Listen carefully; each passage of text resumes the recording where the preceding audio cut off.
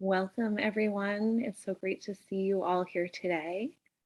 Um, I am going to just jump right into things because I don't want to take any time away from the beautiful conversation you're all about to hear. Welcome to Past and Present with Allison Gilbert and Maria Quibon Whitesell. My name is Derek Hosberg. I am the program director at Reimagine. And our mission is to help people of all backgrounds face adversity, loss, and mortality, and channel the hard parts of life into meaningful action and growth. And first off, I do want to thank Domani for Grief for all of their support that makes this series possible. And I also just wanted to highlight a few Zoom tips here, but I think the big one is that if you want to see the live transcript, you can click the little CC at the bottom. And we do encourage you to put your questions and comments into the chat throughout the program. There will be a Q&A at the end. But if you do find it distracting, you can always click that little X at the top left, or sorry, top right, and be able to close it. And then I just wanted, I'm sorry, I'm one other thing just for the chat. The majority of us are zooming in from the United States, also known as Turtle Island by Native Americans and their allies.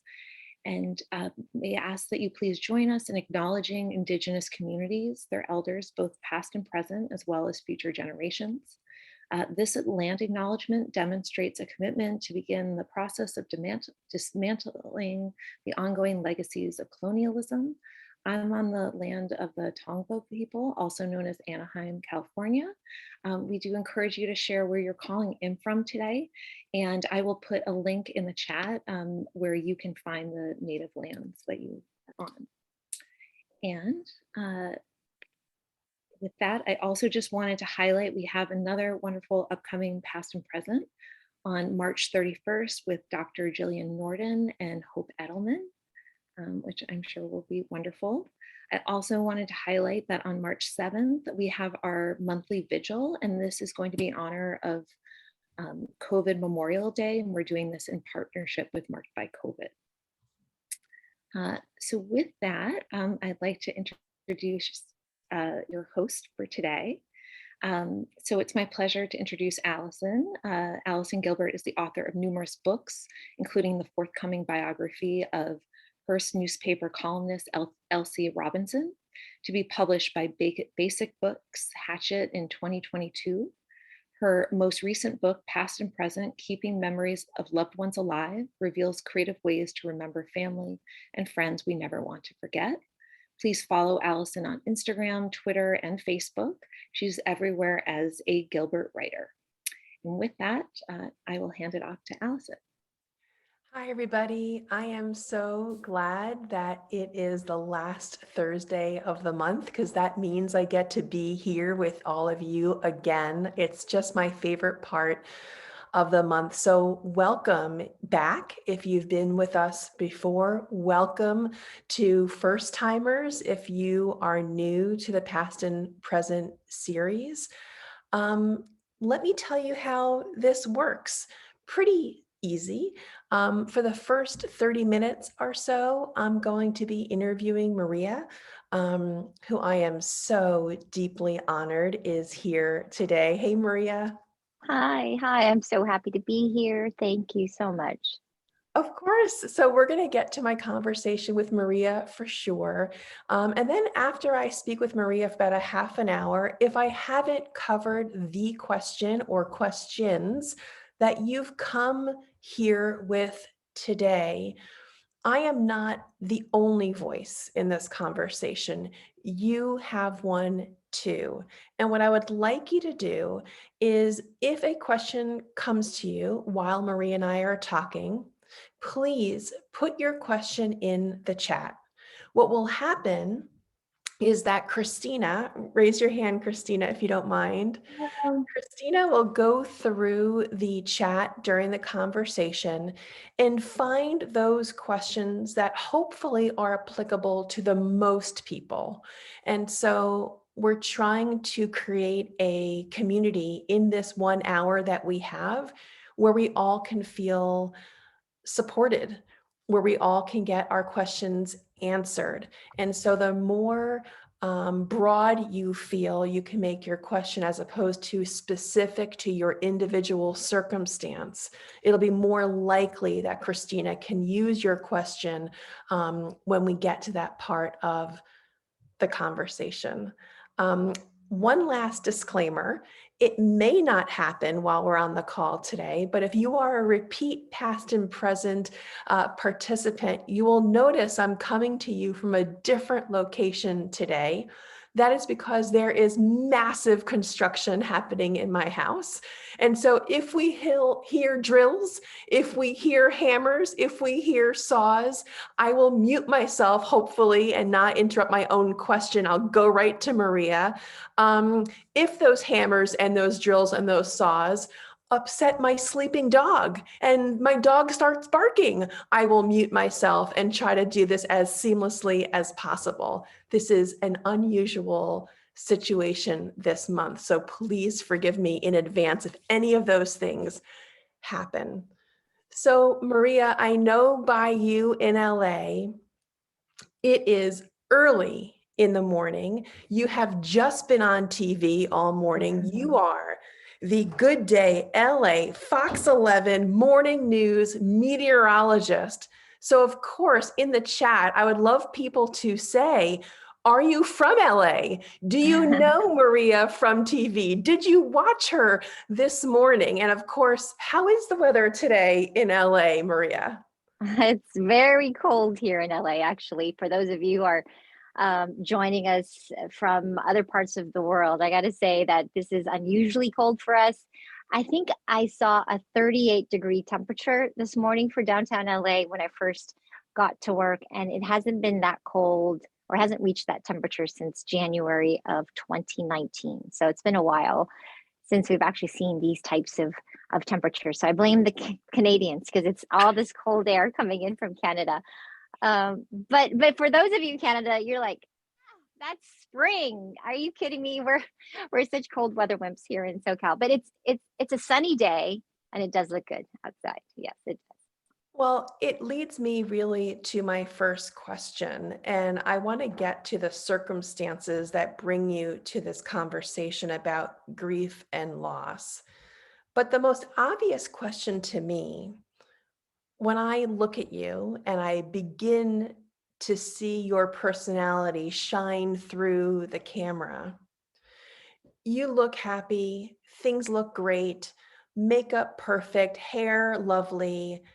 But that could also be hiding for many of us what's really going on. And I'm wondering, we're going to get into the loss of your husband, Sean, but I'm wondering, how does such adversity strike you in the morning when you'd rather perhaps some days stay in bed? What is that like for you to be a public face and Mhm. have to maintain that cheery disposition when perhaps you're not feeling that way? I'm sure we can all relate to that.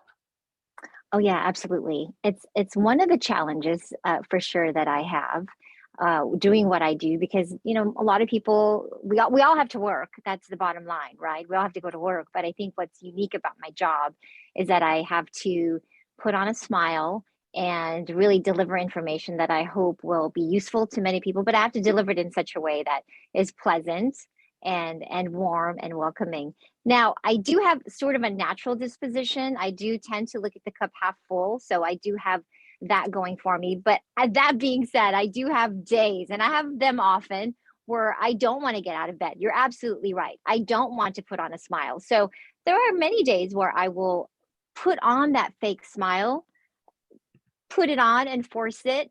And inevitably, it does turn into an actual authentic one because I have so much gratitude. And that's part of my morning routine is that when I wake up, I do say a prayer and really remember what I'm grateful for.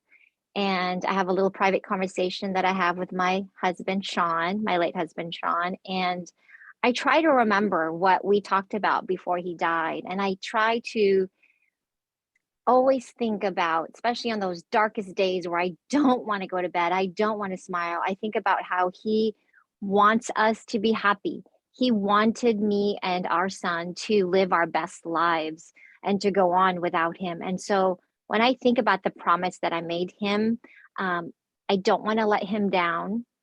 And so I get up out of bed because that motivates me. It motivates me to know that I am going to make him proud today and that I'm going to fulfill my promise of choosing joy and choosing happiness for him.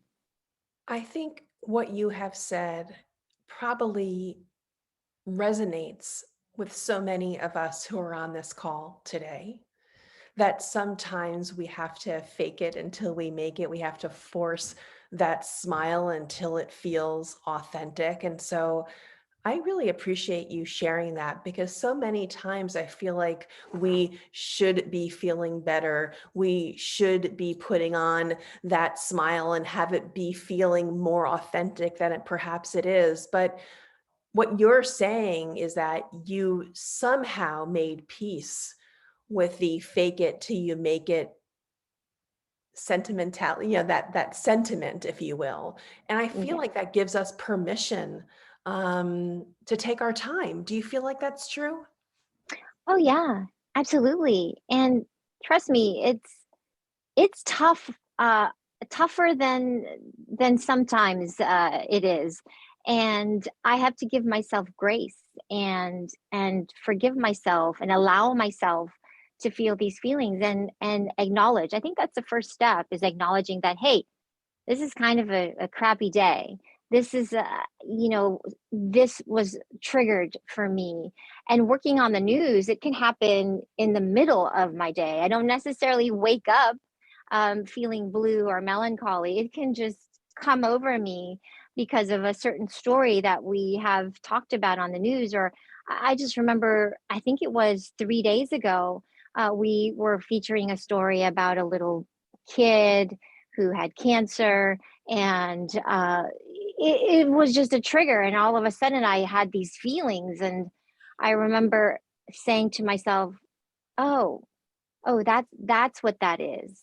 And I shared it with my work family, my work friends, and so they kind of understood what I was going through, perhaps. And sometimes when I do share it with them, they they know right away, and they actually try a little harder to make me laugh or to take my mind off of something, because they know that I'll need that to get into what I need to do for work.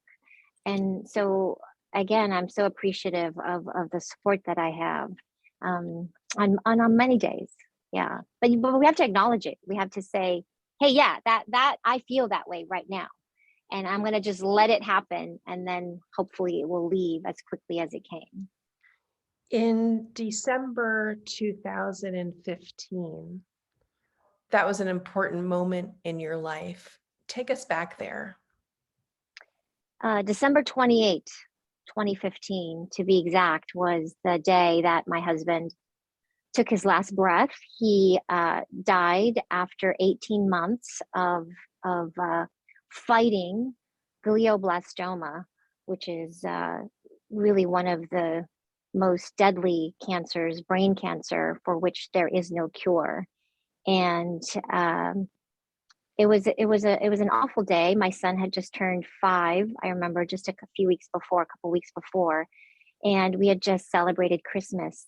And I remember when my husband had to go into hospice, that the date of his impending death was coming very close to my son's birthday and Christmas. And we just prayed that it wouldn't happen on those key dates, because our son was so young, and I just our main focus was really his well-being, as well as mine, of course, in our family. And so that was a tough time for us. Really, those 18 months were the hardest days and nights of my life. And for many of you here, I know probably the reason why you're here is you have a loved one, I'm sure, that have passed on, and it's really the hardest thing I've had to go through. And every year, it's been 6 years now since my husband died, and it still sometimes feels like 6 months ago. And having just gone through the holidays, uh, it's still so fresh and so close to the surface. I don't think that will ever change. For some people that have maybe have loved ones that have passed on, 20 years ago or such, but I just don't think. I don't know. I'm getting used to the pain, I suppose. If you can do me a favor, I know you have a copy of your book to hold up. I would like to invite you to do that. It's called You Can't Do It Alone. Let me You see it. Can't Do It Alone. And I'm curious if you came up with that title because you thought there was an expectation that you should. As far as the title of this book, I will have to give credit to my editors at Hachette. We toyed around with different titles, and we realized that throughout the book, when I was writing it, I think I remember saying in the book that I couldn't have gone through this alone. I couldn't have gone through going through the appointments with my husband alone. And so there was this theme that was working. And so my editor said, "What about You Can't Do It Alone?" And I said, "Oh my gosh, that is it. That's the title of the book." And it's incredible how we released the book during the pandemic. And I had said, well, maybe we should hold the release of the book because of the pandemic. And they said, no, no, no, this is actually even more important today because of what is happening in the world and how alone so many people are. And the fact is that we can't go through life alone, and you can't go through a cancer diagnosis and grief alone, and you shouldn't go through it alone. I want to acknowledge something that is hard to admit for some people. Some people do not have a ready-made close circle to lean on. Mhm, Maybe they have fractured relationships with their closest family. mhm, Perhaps they're not particularly social, or perhaps they've had falling out with friends. Maybe they're in a new city and they haven't planted those roots yet. And so the idea of not doing something alone, while that can be comforting to many people to hear that, okay, yes, I have friends and I can feel gratitude for that. For others, I think it's important that we acknowledge that those circles are not so ready made. And it's why I feel that what Reimagine does mhm, is, in fact, so critical. It's why I mhm, think what Domani for Grief does is really so essential. Even a Facebook community, Domani for Grief has a Facebook community that's private that you can join and vent and yell and scream or mhm. cry or Yeah, just offer validation. I feel like that's why these virtual communities are not something to be dismissed as dismissive. being Mhm. less important. For some people, it is their tether to support. What do you say about where your support has come from? Any unusual places? It's interesting that you bring that up, and I completely echo the sentiment that now more than ever, we have so many resources available to us online, on Facebook, on social media. For me, I didn't go into this knowing that I had the support of my family and friends. Much like everyone, we, as a woman, even, we think that we can do everything on our own. We don't want to ask for help. And I've learned through this whole process, and as I've written in this book, I have learned to ask for help. I have learned to seek out people who can understand what I was going through at the time. And to be honest, I didn't think my family, my circle of friends, my work family truly understood what I was going through. And so I didn't even know how to ask them for help. And so, how it happened for me is that there was a support group. There was a flyer that was put up at the hospital where my husband was getting treatments, and I would see this flyer, and for weeks I would see it and ignore it. I didn't know what it was about. I didn't even think I should be a part of that group because I thought I was going to my husband was going to be one of the few in the statistic who was going to beat this thing. And so I really didn't know that I had this resource. And so I finally, one day, I don't know why, but I finally was so confused and so terrified about what I was finding out about glioblastoma and brain cancer. And I felt so alone. I reached out to the support group and I went, and then I realized they were my saviors. They are my, They were your people. they were my lifeline. They were my people.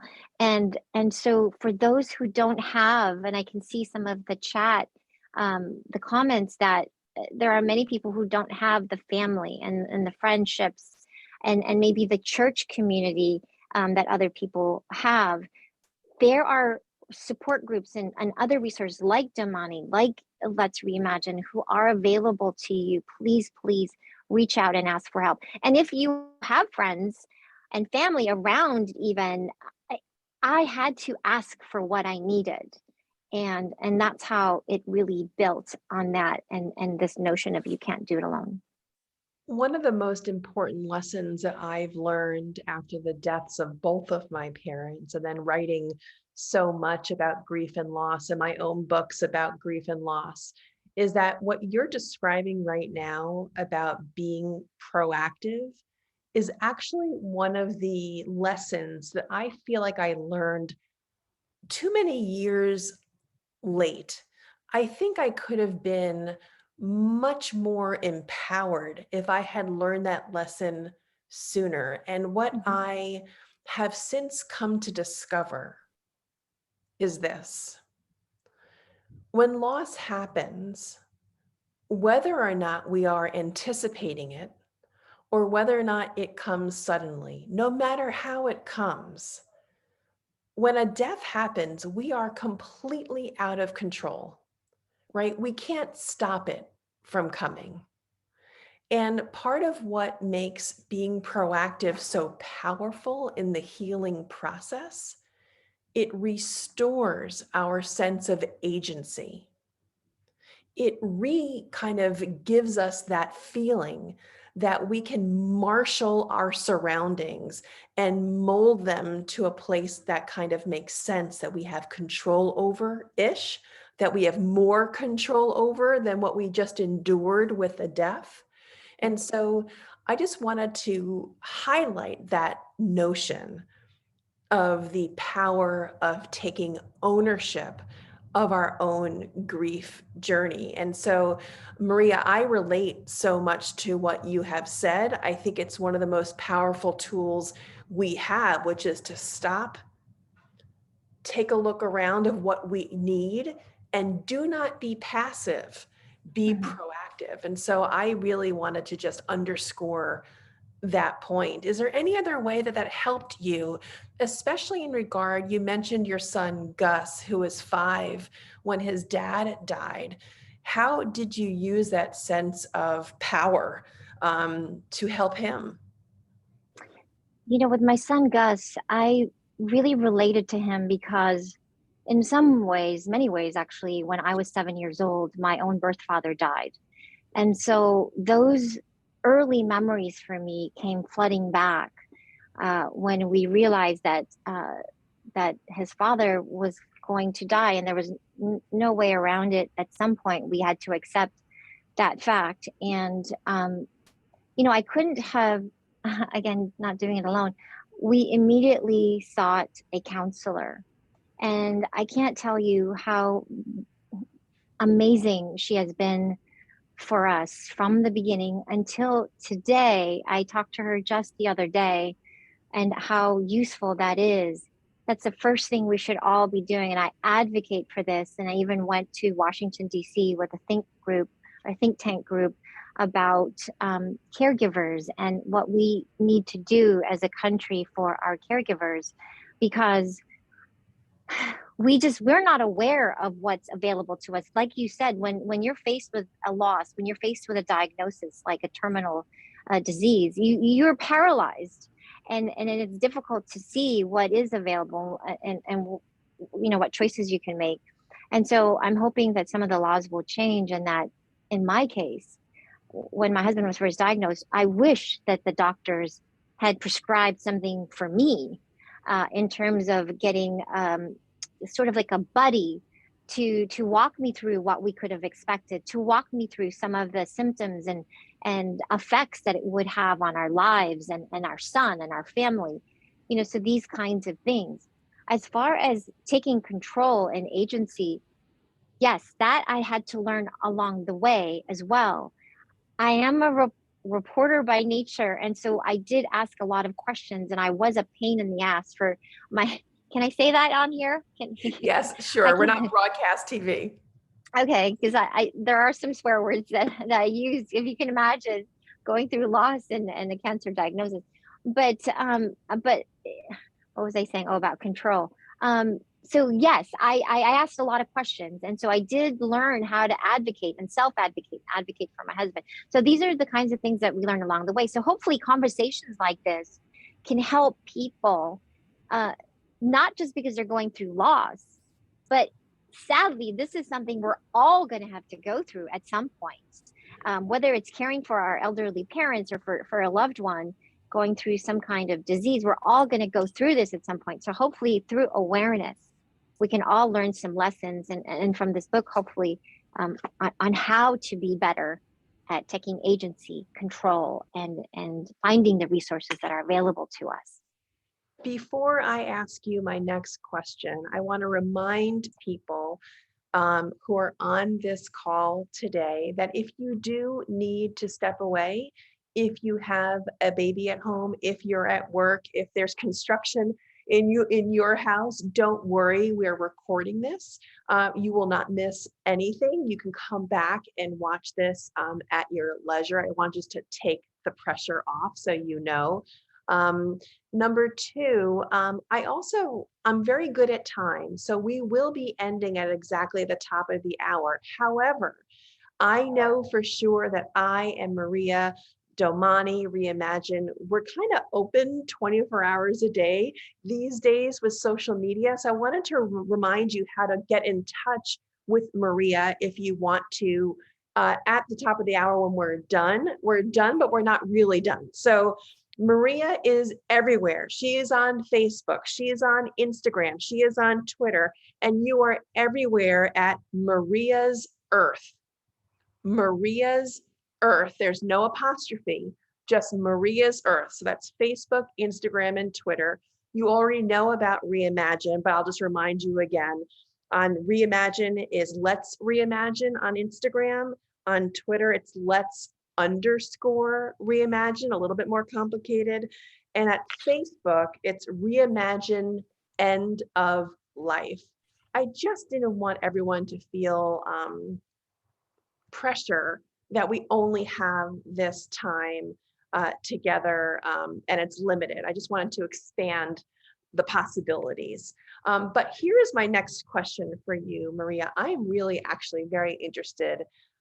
We hear a lot about the power of writing for healing, whether it's journal writing or writing letters to our deceased loved ones. Of course, they won't receive them, but somehow it's cathartic. And we can definitely get into that. The reason why letter writing is so beneficial to those who are grieving. I love that scientific research. I would love to share it. If anyone is interested, let me know. I'm wondering for you, you're a meteorologist, you're on TV, you have a day job. What was it for you about the writing process that either felt really good or opened old wounds and felt worse than maybe you were anticipating? Where were you on that scale? How was writing for you? Well, first of all, writing is not it's not second nature to me. It is not my strong suit. I talk for a living, and so I don't even read anything on the teleprompter. I just speak for a living. So writing did not Ad come lib? naturally. We ad lib. Yes, I ad lib everything that you see. If you ever see meteorologists on television, we don't read anything, generally speaking, and we just ad lib. So writing does not come easy for me in general. And so when I sat down to start to write this book, um, this was part of our promise, by the way. My husband and I, my husband is a writer. He was a writer by profession. He was a writer for a lot of television drama and television shows. And so when he was first diagnosed with this disease, we thought, why? Right? We asked these questions of why us? Why is this happening to him? He's so healthy and young. And we couldn't help but realize that I wore a microphone every day and he was a writer. And so we thought, this is still a very little known about disease. And so we thought maybe our part of our purpose was to write about this disease and hopefully shine a bigger light on it so that there could be more funding for research so we could finally find a cure. Brain cancer is one of the least funded diseases for research in this country, if not the world. And so when he died, I remembered the promise that we made to each other about writing this book. There's very few books as well written on this subject. I think because going through it as a caregiver is so taxing and painful. And I understand that now, why there are very few books on it, not just because there's no cure on the disease, but writing from day one, it took almost 3 years. But let me interrupt you Yeah. politely, Yes. hopefully, and drill down for you the actual act of telling your story. You had a collaborator, and I'm just wondering, in terms of the peeling back the layers, in terms of having to go perhaps more deeply than maybe you were comfortable with, the Yes. process, I'm really curious for It was you it if was it was painful. healing It was or it hard. it was painful, it was hard, it was healing, it was cathartic, it was all of the above. Was it worth doing? 100%, absolutely. I cried every day practically in writing this book, but at the same time, I knew that I was healing my heart. And sitting here with you talking about it is also painful. I'm not going to lie to you. It brings me back to those moments. And I'm just at the surface. Like, I want to cry, but honestly, I don't want to ruin my makeup because I have to go back on the air um, for for our newscast that's coming up here after I do this. Um, so I'll probably do it on my drive home, but it is healing to my heart. And when I talk to you about it, and I know that I could be helping someone, I don't care if it's just one person that's being helped by our story, whether it's through their journey of brain cancer or having a child so young to have lost their parent. I know that if it helps someone, it does help my heart and it heals my heart. So I actually thank you for having me here. And every tear that was shed by writing this book was worth it. And I know that my husband was right next to me doing it because I'm not the writer. So I know through me, it was a lot of it was him. I wish I was not in New York right now because I would just get in my car, go over to where you are, go grab a cup of coffee. And I feel like if it wasn't even COVID, I'd want to give you the biggest hug because I hear in your voice and I saw that you just dabbed your eye. And I'm grateful for your candor. I think that it's really valuable for this community to hear someone being so real who's in the public eye. And so I thank you. And I know everyone here thanks you very much for your willingness to share so openly. And I want to go with that to the questions and ask Christina. I know Maria is a big name in LA, and I wish we could all follow her from New York and elsewhere. So, what kinds of questions is Maria getting that we can throw at her before she has to get back on the air? So when you were talking about the community that you have, we had a lot of listeners talk about their children and how they want to be able to depend on their kids and lean on them when they're grieving, but they don't want to lean on them too much. And how did you find that balance? Well, for me, it was different. I do have two children. I have a young son who's now 11. I don't lean on him too much as far as comfort and carrying me through the grief. If anything, he le- I try to guide him with our counselors. you really do need to have a good counselor to make sure we give our children the right language. We set the tone for them and how they feel. And we have to recognize when they're grieving, because often they don't have the language or the tools in their toolkit yet to be able to recognize what it means when they're triggered by something, or when they're feeling melancholy or blue because of a memory. And so I remember when I was a kid, there were very many frightful moments for me. And so that was the last thing I wanted for him. And so I think that's why my husband and I worked quickly and swiftly, and we got a counselor right away. And so, and it's rare, our counselor did tell us it was rare that she was able to speak to actually my husband and me and our son, since he was, at that time, he was 3 years old when he was first diagnosed. And so it's really important to get a good counselor. I have an older son who is 30 something. And I told him the other day, oh, look at us, we're finally the same age. But he's married, and he's got children of his own. And so he has been a different kind of source of support for me. And I'm just really grateful for the both of them, because they are really my inspiration to just continue to choose joy and make my husband proud that we continue to live our best lives. Before Christina goes on to the next question, I wanted to remind everyone to put their questions in the chat. If you prefer to ask your question to Maria or to me anonymously, you can always private message Christina and not share your question in the group. So just that's an option for you as well. I do want to talk, you were talking, of course, about Gus, your son, who's now 11. And I just ended my term as a very proud board member of the National Alliance for Children's Grief. And I would suggest, if you have a child, if you are an aunt or an uncle to a child, if you are a grandparent to a child, or just you want to learn more about how children process loss, I highly recommend you go on NAGC's or NACG's, they changed the name, NACG's website, the National Alliance for Children's Grief. Children grieve. Children experience loss. The most important thing I can share is to say that by not talking about loss, you are not protecting that child. Children are available and open and ready to have age-appropriate conversations about death. That's not to say that a 6-year-old or a 7-year-old is going to have the same conversation as an 11-year-old or a 12-year-old. That's why I'm talking about age-appropriate discussions.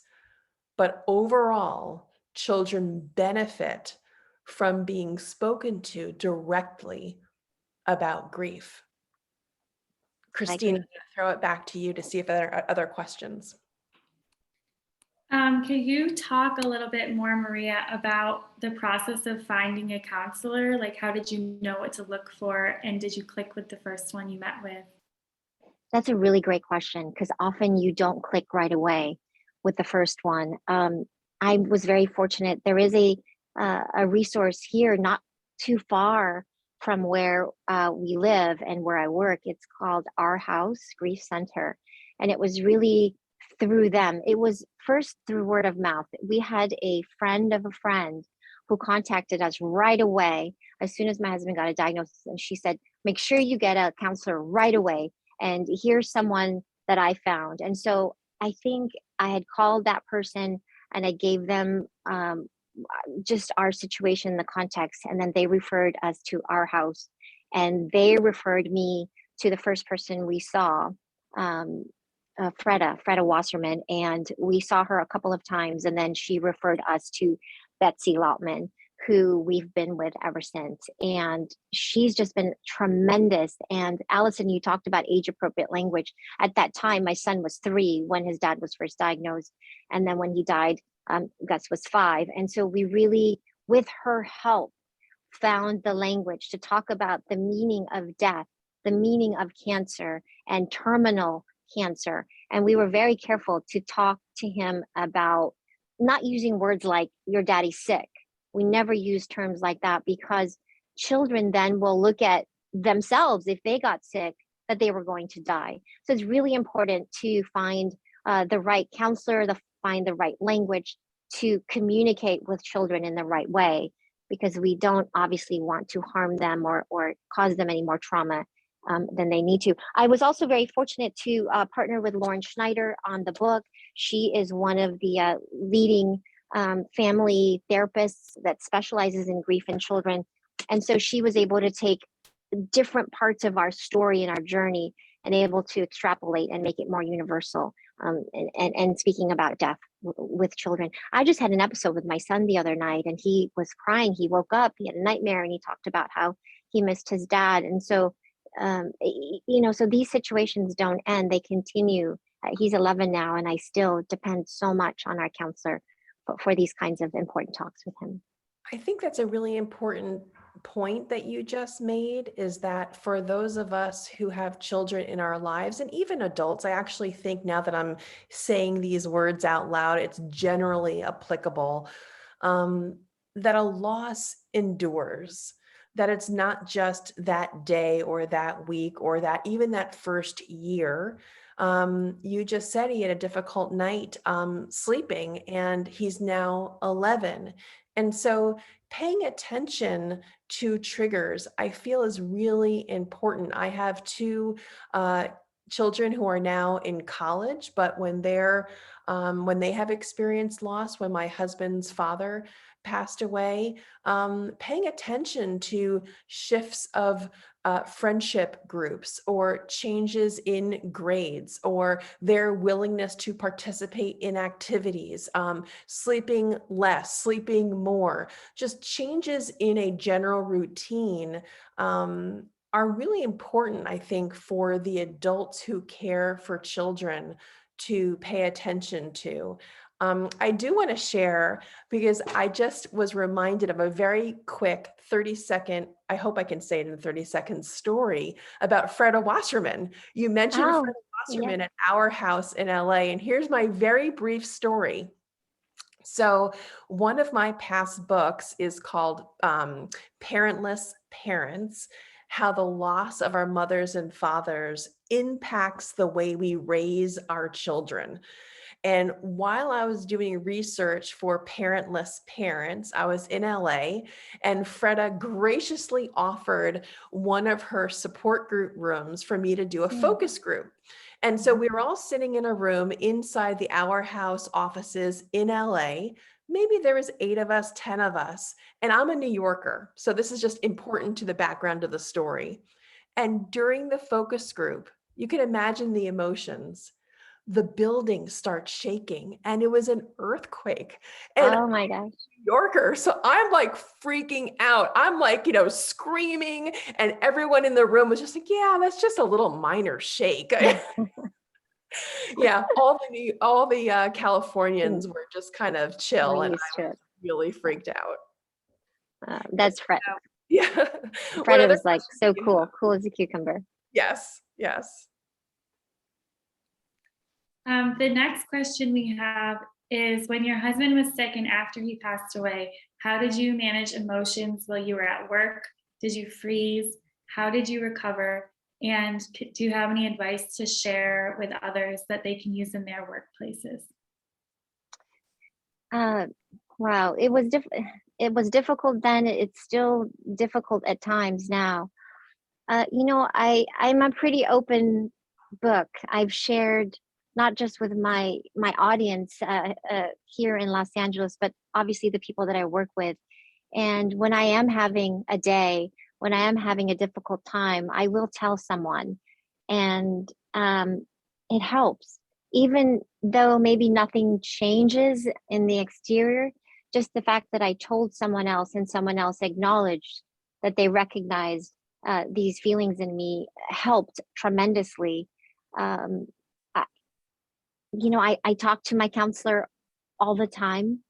I have my samurai, as I like to call them, my core support group from the UCLA Brain Cancer Caregiver Support Group that I still speak to on a very regular basis. So I have my village and I have my people that I hold very close to me. And so I just encourage you to reach out to them. I do have a church community as well that I reach out to, and Father Eric and Father Gil that's available to me. And so, there are resources even when you think that you don't have them, you really do. And even as simply as, I don't know if you noticed, but I have on my bracelet here that I've been wearing for 6 years, but this is my husband's wedding ring and my wedding ring, and they go together. And so I've always just worn them. And on days where I can't say anything to anyone, I don't know if you noticed me doing it, but I do put my fingers in there and it just somehow calms me. And I just feel this instant connection to him, and it makes me feel better. And so maybe you have something that you can hold on to if you don't have that ability to speak to someone right away.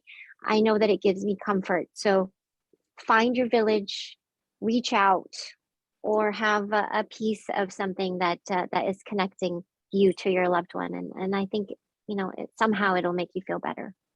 Well, I'm a big believer in objects and heirlooms and their ability to connect us to our loved ones. I wrote an entire book about it. That's why this series is called Past and Present. It's those of us who have passed away.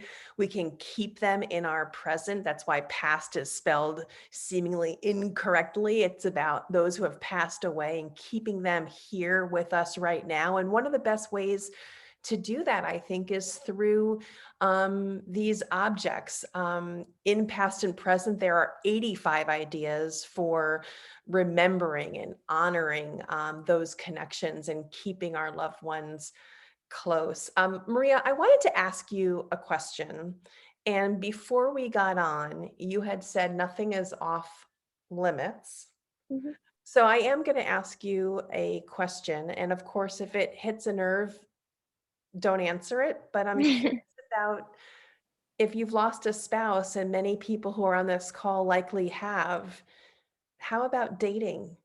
And Mhm. how does that show up in your life now? Yeah, that's I get asked that question a lot, actually.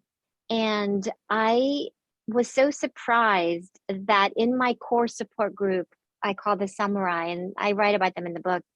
Um, and we all had spouses from varying ages, and in this 7 of us, there were people in this group that I thought they swore they would never get remarried, they would never date again, they would never. And I felt the same way. And I would say in about within a year and a half to 2 years, one met an old love from high school, another one had met someone new. And so they were lampposts for me beyond my husband's death, and really even till now. So I had hope that I might date again and find love again. Um, After 2 years, I finally took the ring off. As you can see, it's on my bracelet because I got tired of people asking if I got remarried, when in actuality it was still the same ring that I had been wearing the whole time. But I finally felt comfortable enough to remove the ring. My friend set me up on a couple of dates, like year 2, year 3, and I just wasn't ready. I think I ghosted a couple of people along the way.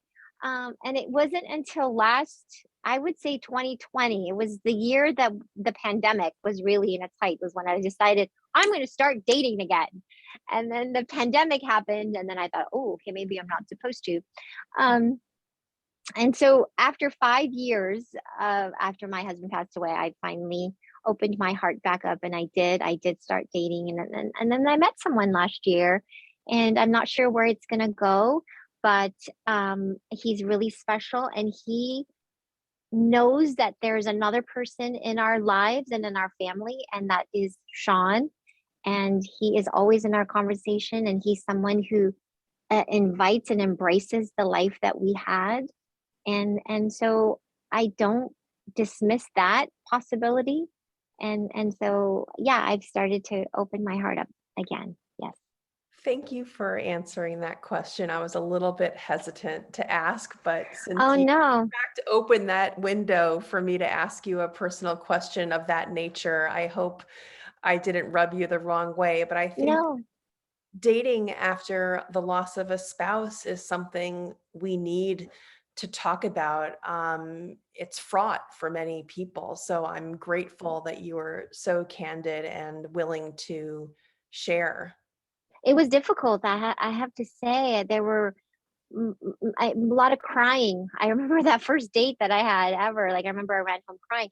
Listen, my husband and I did have that conversation before he died. If there were any gifts at all from that diagnosis, was that we were able to talk about so many things before he actually passed away. And one of them was that he wanted us to be happy. He wanted us to live our best lives. And so he wanted me to, he said specifically, I want you to meet someone and meet someone special to be in yours and Gus's lives. And so I know that he wants us to be happy. And so I don't close myself off because they want us to be happy. You know, our loved ones want us to continue.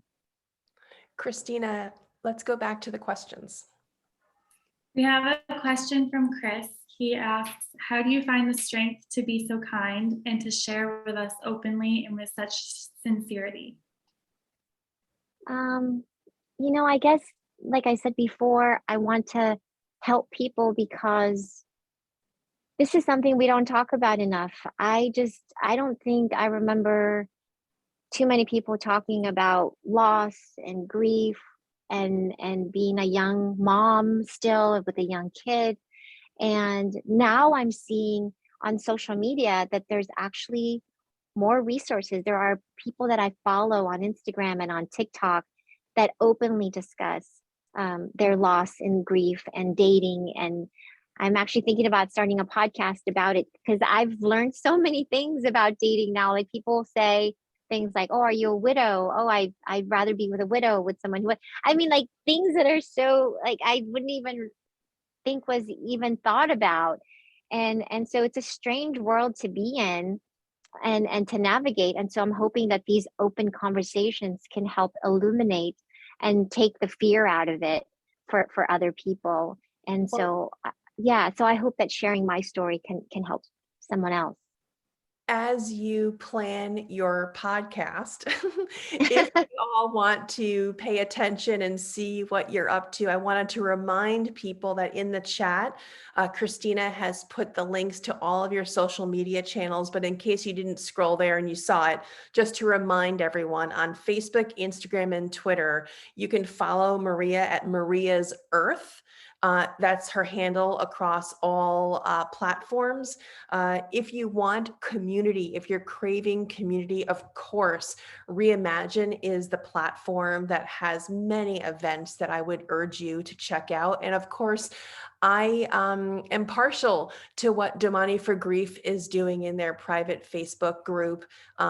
It's warm and it's accessible and it feels like a secure environment to share and share your story and feel validated. So I would just remind you of those resources for sure. While we're ending, I know we have 5 more minutes and I really wanted to get to this and I'm kind of saving for me my favorite topic for last. I'm really interested in keeping connected to those who have died. And I recognized on your website, Maria, that you support a lot of charities. You have their links, you really profile the support that you give to these organizations. And I'm wondering what part of that work is in honor of Sean, and does that help you feel more connected to him? Oh yes, it absolutely is all based on Sean and what he would have wanted as well. Again, we talked about um, so many different things and how to help other people. We talked about our purpose and why he was diagnosed with this. And I think we both believe that we're here, you know, on earth for a purpose and it's finding what that's about. And we can have multiple purposes is what I believe. And one of my purpose, one of my purposes, obviously, I think is to be able to share my story in hopes of helping other people. And so I have this platform, and there are charities that I believe in. And so hopefully it can benefit not just the brain cancer community and hoping to find a cure, or the grief community, but just to help those that are underserved. So hopefully I can do my part. So I want everyone to go grab a copy of your book, You Can't Do It Alone. But here's my question. Since you were done with copy editing, since that book was all pencils down, since you couldn't make any more changes, and since the book was published, what else have you learned?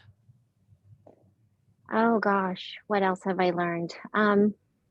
Well, in regards to dating, I've learned that it all still kind of works. I didn't think that it would work. I didn't think that I had room in my heart for someone else, because my husband was the perfect person for me. Um, so I'm learning that as I grow, I'm learning that my heart can grow as well. And there are many things that I'm learning about myself, including that I'm stronger than I think I am. And I'm learning that I have a lot more to share with other people. So my story's not over. So I'm hoping that there will be another book. You heard it um, here first. well, I mean, because when you get to a certain age, you think, oh, well, that was it. That was my happily ever after. But I think there's more for us. And so I'm hoping to share more of our journey and our adventures and our story. And there's more to learn. I have a new book coming out in September, and I don't think I'm ever writing a book again. It is so hard. I am just, it's been a different process this time around for sure. And wow, it is maybe I'll do the podcasting thing like you're suggesting. In fact, the cover of my book I'm revealing tomorrow for the Oh, first good. time. So if anyone wants to see the cover of my new book, definitely reach out. I could definitely just email me. I'll send you the link to my newsletter when it goes out tomorrow. Exciting to share that finally, because it's been kind of in the works. But as we wrap up, I have Thank you. two things to say. One, Dara and Reimagine, I am so grateful that once again, you have provided this monthly platform for us to come together in such a real and important way. So thank you to Reimagine. I want to thank Domani for Grief for once again being the support behind this initiative. It is so important to me. I really mean what I say. The last Thursday of every month, you can find us here every month at 1 o'clock Eastern, 10 a.m. Pacific. Please do join us for next month's conversation. And Maria, I told everyone how to find you. Just because we are wrapping up now doesn't mean we lose the conversation with you. And so, Maria, thank you so much for joining us. Oh my gosh. Thank you. Thank you, everybody, for coming to tune in. It truly does heal my heart. And I just have nothing but gratitude to all of you. And you can reach me outside of here as well. It's easy to find me here in Los Angeles, and of course, on my website and my social media. So I look forward to that. All right, guys, it's on the nose. I promised an on-time departure. So I'll see you guys next month. Thank you. Thank you. Thank you so much. All right, bye, guys.